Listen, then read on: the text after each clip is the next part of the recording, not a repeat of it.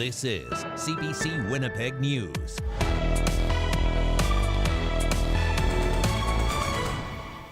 Good evening. Thank you for joining us. There have been 2 close calls in 2 days. Now, one Winnipeg woman is raising concerns about safety at crosswalks after she says drivers failed to stop. The city launched a program to install new signals after a number of tragic incidents in recent years. But as CBC's Cameron McLean reports, progress has been slow. Mel Marginet walks through this crosswalk on Osborne Street regularly. She tries to be careful, making eye contact with drivers before walking into the street.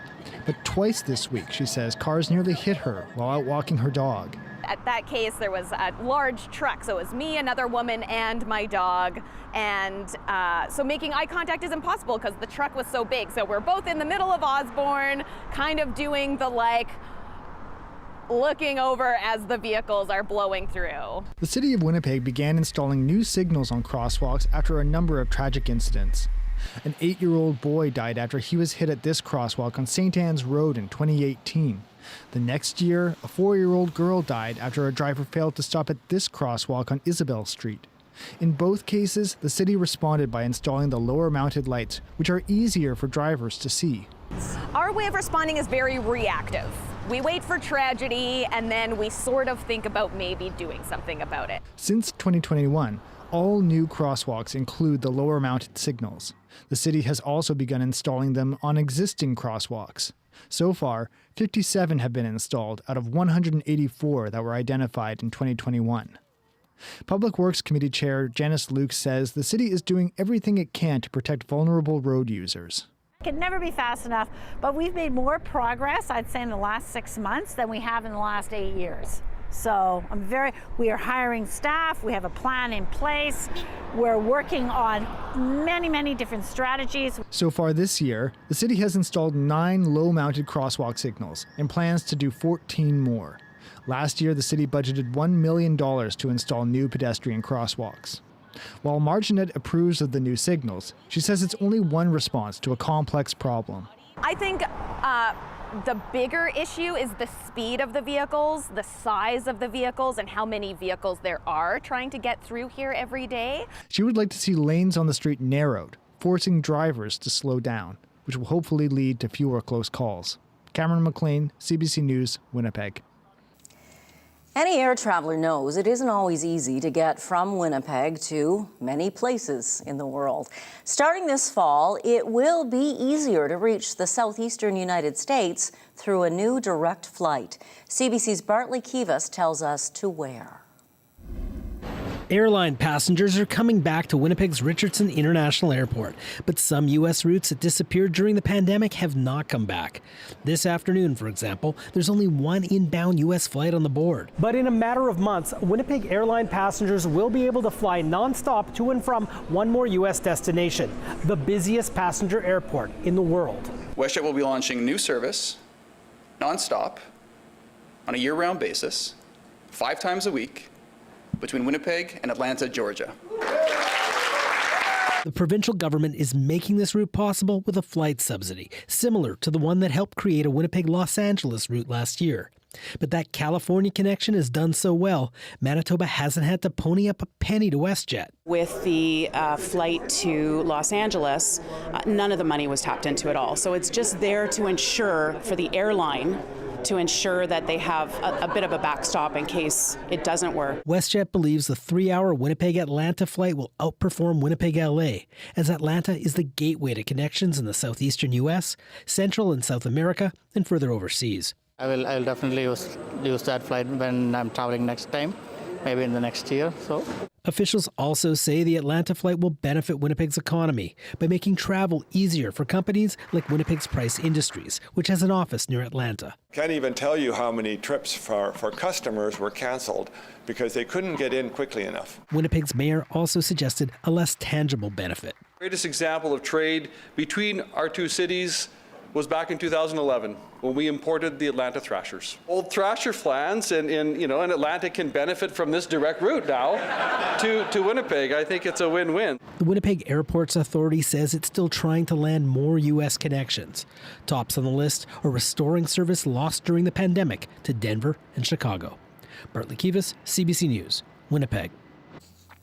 Winnipeg police say a man's death at Main Street and Stella Avenue is now being investigated as a homicide. Police were called around 11 last night about an injured man. They found 31-year-old Vincent Brian Kipling there with extensive injuries. He was taken to hospital in critical condition and later died. No arrests have been made. Anyone with information or surveillance video is asked to contact police. Manitoba could see a rise in people filing for bankruptcy over the summer months. New data from the federal government shows more people are filing personal bankruptcy now than during the pandemic. Our Matt Humphrey has more. 200 individual Manitobans filed for bankruptcy in the first quarter of this year, up from the first quarters of the past 2 years. And insolvency trustee Lee Taylor expects that upward trend to continue, especially with higher interest rates. Their credit cards, because the credit cards are the first things to go up. If your mortgage comes due and you have to go from a 2.4% mortgage rate to a 5.5, that's almost doubling the cost of your monthly mortgage payments. So you add all of these on top of the normal kinds of problems that people face, and you can expect an awful lot of people to have to seek statutory solutions to get out of debt. Taylor says when the economy starts moving, positively or negatively, they start seeing people declare bankruptcy, and numbers paint a clear picture of pandemic slowdowns. Figures from the 7 years immediately before the pandemic show an average of 278 Manitobans filing for bankruptcy in the first quarter of each year. In 2021 and 2022, the number was 185 and 130 respectively. Taylor says those low numbers reflect pandemic restraints on the economy. He says experts aren't surprised to see numbers go up again with the lifting of restrictions. Sandra Fry is a counselor with the not-for-profit Credit Counseling Society. She works with people who are in trouble financially. Canadians are resuming the spending that they were doing pre-COVID. So all those niceties like eating out, traveling, that we couldn't do during COVID, and freed up money so people could manage their debts perhaps a little better during COVID. Now they're putting dollars back into some of that fun activity. Add in recent cost of living increases, and many people are left without a lot of options. They can only handle losing a week's worth of pay before they can't manage their money anymore. So being already close to the edge, and then now having groceries cost more, that's going to cause like a domino effect. But she says there are ways credit counselors like her can help, and if someone is in dire straits, they should seek a professional. Experts anticipate the second quarter of 2023 will see even more Manitobans declaring bankruptcy, due in part to debt incurred during the height of partial pandemic shutdowns. Matt Humphrey, CBC News, Winnipeg. A downtown Winnipeg heritage building, badly damaged by fire, may get a new life as an apartment building.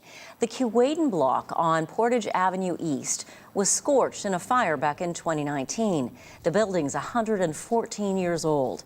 A Winnipeg developer has a plan to add 2 stories to it and build a new apartment building on the empty surface lot next door. The project will cost $36 million. The City of Winnipeg may use tax incentives to help with the financing. Council's Executive Policy Committee is considering our proposal to rebate more than $1 million worth of property taxes over 10 years.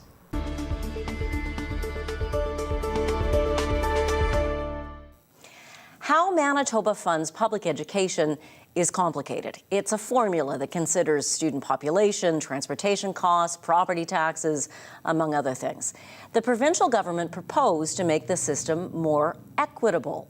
Today, the NDP claimed it got a sneak peek that it says is concerning. The CBC's Ian Fraze joins us live now from our newsroom. Ian, what did the NDP show us? This leaked internal document, it's confidential. It says it's for the funding model review team, and it shows where funding is at under the current formula and where it would be in the future. But under that model, 15 of 37 school divisions would get less money. But the PC say this document is obsolete. The model that was proposed was rejected by our government and is a hypothetical model that has been rejected.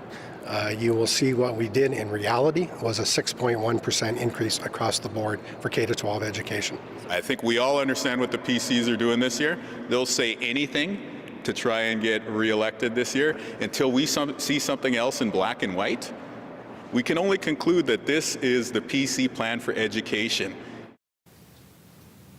The PC government says they're going to have that new education model in place for the 2024-2025 school year. We don't know yet what that will look like. The NDP's plan to exclude out-of-province billionaires from getting education property tax rebates. That's idea, I understand, Ian, is getting some pushback. Who's speaking out? It's the Retail Council of Manitoba and says the NDP is unfairly targeting businesses. In particular, Loblaws, which owns Superstore. That company got around $300,000 in rebates in a recent year. John Graham says that singling out certain businesses is a bad approach. Optics of identifying specific companies that are excluded based on solely ownership, then that it undermines our province as a good place to do business. You don't see that in other provinces across Canada that are specifically targeting individual businesses based on who happens to own the business. NDP leader Wab Kinew doesn't seem to mind. He says he'd rather save that money going to those businesses and put it toward a school nutrition program. Janet. Thank you so much. That's the CBC's Ian Fraser reporting from the newsroom tonight. 2 bridges between New Bothwell and Blumenort in southeast Manitoba have been destroyed by fire. Farmers were burning stubble yesterday when fire crews were first called to extinguish smaller fires that spread to a shed and hydro poles. But then the situation got worse. Crews were called out again when a bridge caught fire on a municipal road. That's when they noticed another bridge was burning. The black plumes of smoke could be seen billowing through the air. Tankers had to be called in from Steinbach and Taché. The RM's fire chief says conditions were suitable for stubble burning. Traffic will be disrupted for some time because of the destruction of these bridges. Highway 311 is closed between the New Bothwell and Landmark turnoffs.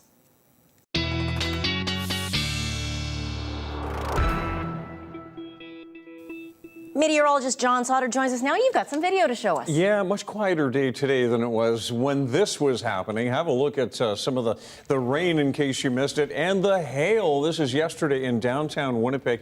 Just after the supper hour, there's an example of some of the hail that was all across the city. A lot of this in the northwest, the southwest as well. I've got that picture as well, and yeah, there's a good look at that hail yesterday in the early evening. Okay, now what I want to show you here is a replay of the radar that was causing that hail. And here is a loop of a 3-hour, well, it's more like a 4-hour loop between about 5 o'clock and 9 in the evening. So there's the little storm I was tracking during our news time, 5:30 to 6 yesterday. And then that just moved off to the east, and what followed in behind was this line of storms. And look at all of the lightning and the heavy rainfall rates associated with that. But that's what the radar looked like as that was happening last night. So hail in Winnipeg was pea size to quarter size, but we did see some larger hail around Portage la Prairie, the size of golf balls. And I did hear that some vehicles were damaged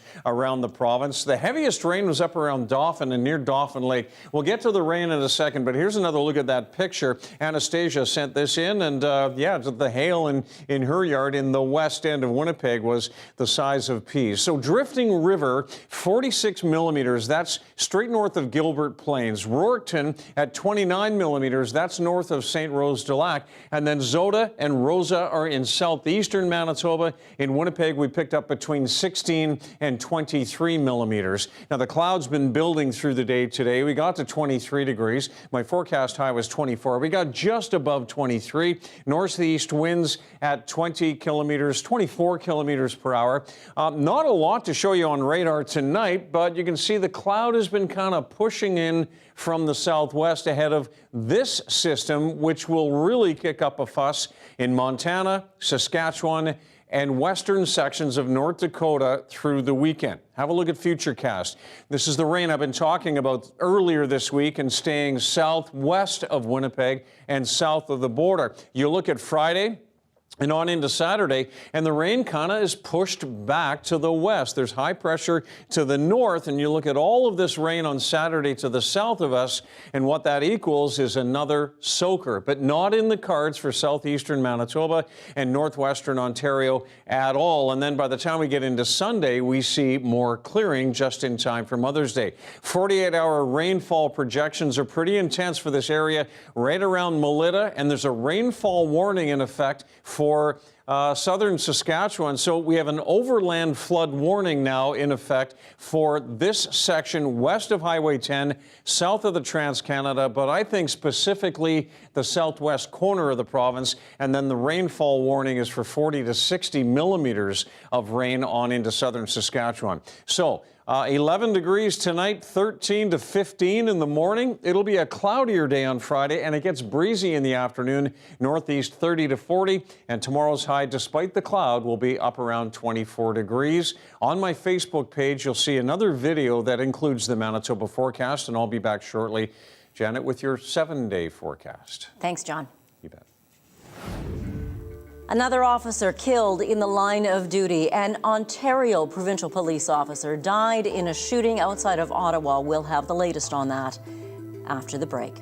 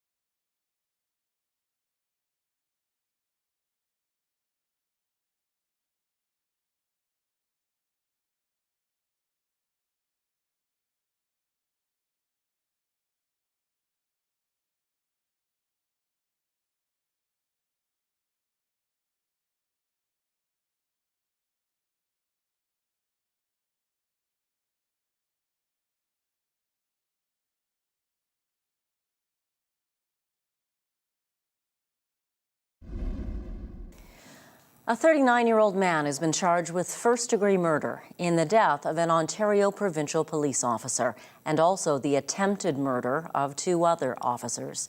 It happened early this morning in Bourget. That's about 50 kilometers east of Ottawa. CBC's Natalia Goodwin has the story. This is normally a quiet country road. Early this morning, police descended on the area after learning 3 of their own had been shot. This morning at just after 2 a.m., our officers responded to a sound of gunshots that was reported by a citizen. They arrived at a residence on Laval Street in Bourget, and upon arrival, 3 of our officers were ambushed and shot. 42-year-old Sergeant Eric Mueller was killed in that altercation. He was a veteran officer with 21 years on the force. Eric was an exemplary officer, a family man. 2 other officers were rushed to the Ottawa hospital. They too were veterans on the force. One has since been released and is recovering at home.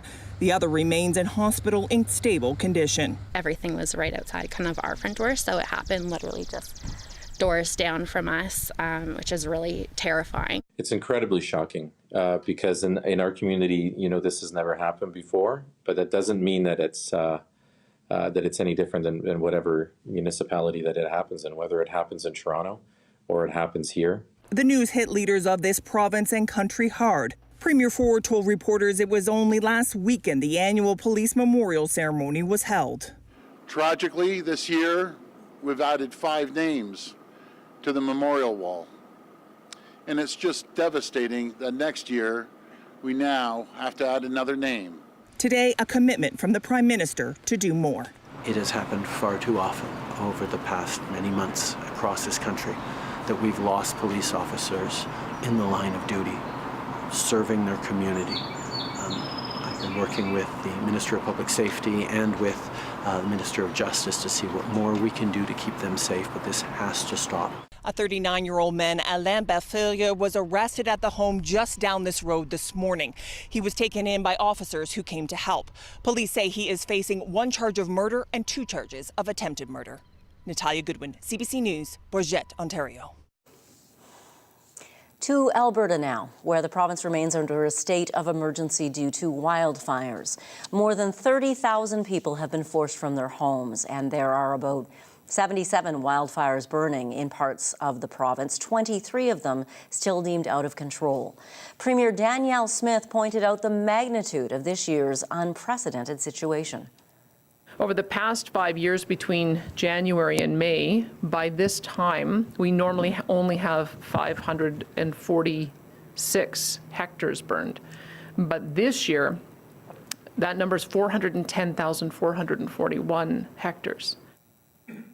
Canadian Armed Forces personnel are being sent to some hard-hit areas. They already have boots on the ground. They're there to assist with firefighting, airlifts, and evacuations. Fire crews from Manitoba, British Columbia, Quebec, Ontario, and Yukon are also there helping out. Today, the Alberta provincial government and the federal government announced a donation matching program through the Red Cross. It will see every $1 donated become $3. The fire risk is expected to remain high in Alberta in the coming days. Hot and windy conditions are in the forecast for much of the province. Thousands of people gathered in downtown Ottawa today for the annual March for Life anti-abortion rally.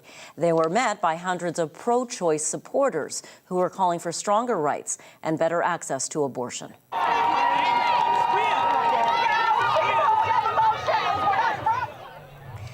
The abortion issue has regained political attention in Canada after last year's U.S. Supreme Court decision, which rolled back a 50-year-old constitutional protection for abortion in the United States. The anti-abortion march is held in Ottawa each year to mark the anniversary of the day Bill C-150 passed in 1969. The then Liberal government had decriminalized contraception and allowed abortion under certain circumstances. Meteorologist John Sauder's back with his 7-day forecast for you, and we'll bring you your daily lift after the break. You're watching CBC Winnipeg News.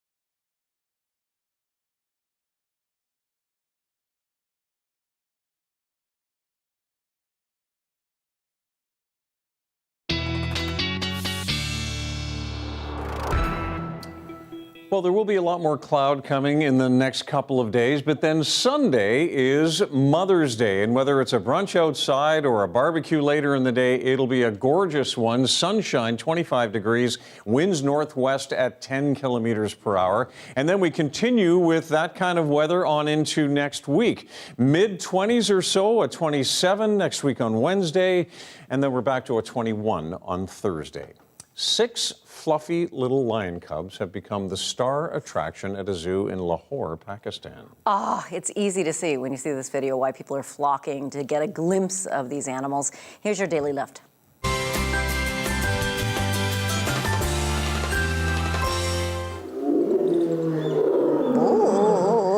Babies in the back. The babies were born to 2 separate lionesses, and they're about to be about 2 to 3 months old. They're very popular with visitors, many returning again and again to watch them romp in their pen.